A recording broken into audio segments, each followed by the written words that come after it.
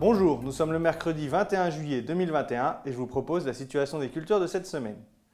Avec le retour du soleil, les récoltes ont enfin pu reprendre ou démarrer selon les secteurs.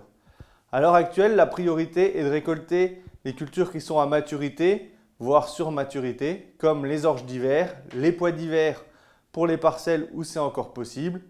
Ensuite, il faudra aussi récolter les pois de printemps qui arrivent également à maturité et qui auraient du mal à supporter encore un coup d'eau puisque les gousses commenceraient à s'ouvrir et on commencerait aussi à avoir du germer.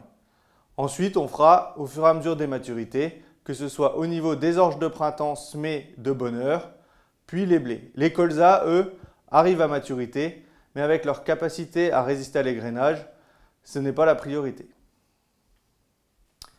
Au niveau des intempéries, les pluies de mardi dernier ont été importantes selon les secteurs, entre 80 et 110 mm, ce qui fait qu'on a des parcelles qui sont maintenant sous l'eau, que ce soit des parcelles de céréales, de maïs, de betteraves.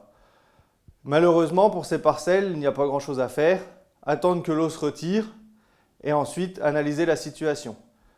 Pour les cultures encore en place et à récolte d'automne, il y a de grandes chances qu'elles soient fichues.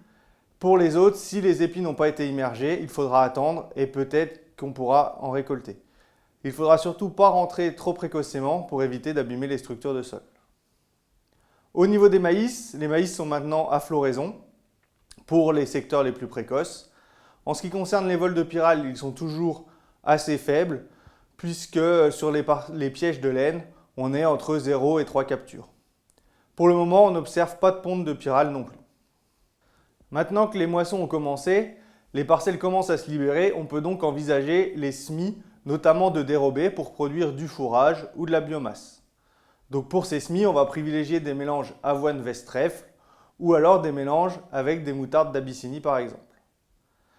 Pour ces semis, étant donné que les sols sont très humides, on va essayer de privilégier le semis direct pour éviter au maximum de travailler le sol et de faire des boulettes et de tasser. De plus, étant donné que le sol est chaud et humide, les levées devraient être rapides et bonnes cette année après les échecs des dernières années. Je vous souhaite une bonne semaine, à la semaine prochaine.